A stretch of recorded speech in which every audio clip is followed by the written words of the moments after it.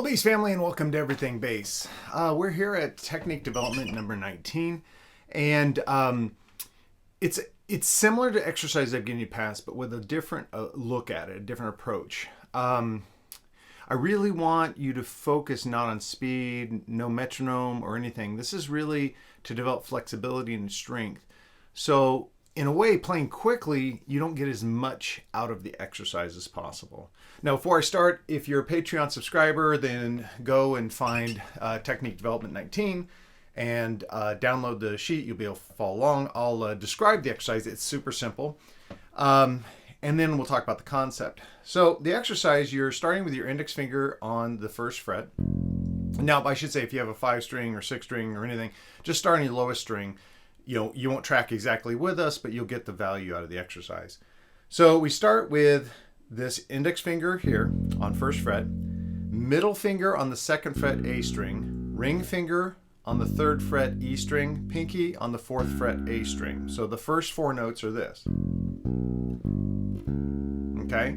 Then we take the index finger, skip the A string, go to the D string. Then middle finger, second fret again on the A string, ring finger, third fret on the D string, pinky, fourth fret on the A string. So if you see there is that the middle finger and the pinky, they stay on the A string for those 8 notes. So if you look at my hand, it's like this. Now for the second set, we just take that same thing, but we start on the first fret of the A string. Same kind of crisscross pattern. Like that. Now, everything I play up, I want to play down or ascending to descending. So I would start then on the first fret of the G string, skip the index finger all the way over to the A string, then start on the D string first fret. Okay, so where the new part comes about this, and again, it's just kind of watching some of my personal students' private lessons that I teach, watching some of the challenges they're having with flexibility, being able to get their stretch going, and strength and endurance in playing. And one of the things that helped me as a player was to take an exercise like this, very simple to memorize, very easy to kind of execute.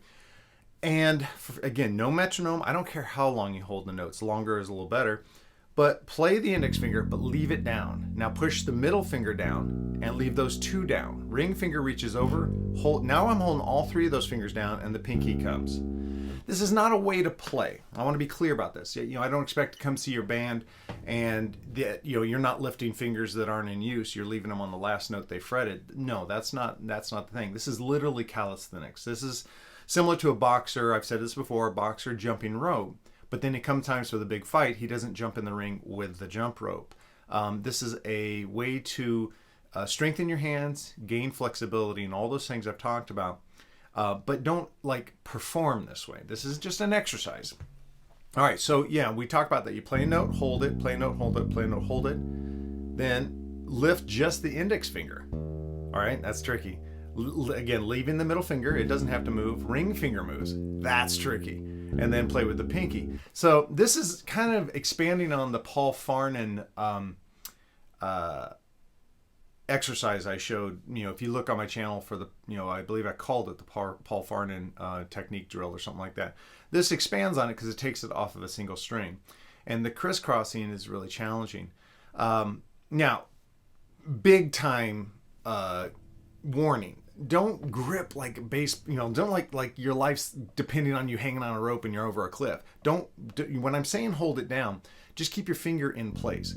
We could develop issues if you're really gripping hard and trying to move one finger, and that's just a recipe for a problem.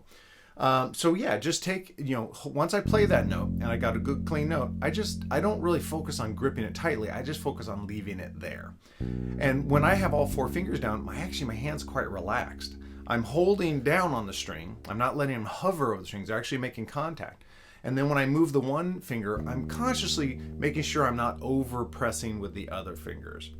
Now, this is a great thing to do in front of the TV, when you're chilling, you don't really need to train your ear or anything. This is purely a physical exercise.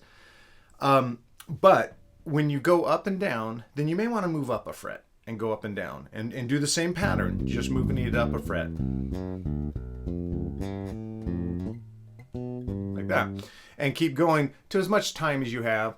Another warning: if your hand starts to fatigue, if you start feeling any kind of pain, definitely, hopefully, stop way before you feel pain. But if you feel any kind of fatigue or like stress in the back of your hand, stop. In fact, don't just go on to playing something else. Stop for a second. Let your hands rest. Go get a beverage, take a little walk, just set the base aside and watch TV for a little bit. Let the hand relax, and then go on to something else. You've done your job that day. The hand has been worked out, and then the next day, you should feel like you've gone a little farther. You played a little longer. You've gone farther on the neck and things like that. Take it slowly. Be real attentive to what your hand's telling you, if it needs a rest or not. But this is a great exercise. It's simple. It's like that board game Othello. I don't know if you guys ever played that game, but it says like a minute to learn, a lifetime to master. This exercise is so simple. The crisscross pattern is real simple. And again, if it's not, if you can't quite get it down, then why don't you follow the link in the description, go to my Patreon page, download the technical sheet that has the tab and the standard notation, and hopefully that'll get you over the hump. But what do you think about this? I'm very curious to see it. Give it like at least a week, and then in the comments, let me know how it went. How did you feel like your fretting hand was more in control, had more flexibility, had a better stretch? Things like this will result from doing this patiently. And I'm excited to see what you guys say, and and be on the journey with you. So brothers and sisters of bass, thank you so much for coming by, checking this video out. Remember, gotta let me know what you're thinking. What videos would you like me to cover in the future? I'm kind of following a curriculum that I devised, but I can take turns at any time. I can pause one thing and jump in on another thing. Whatever you need most to help you at this time, I want to offer it for you. So thank you so much, and I'll see you at the next video.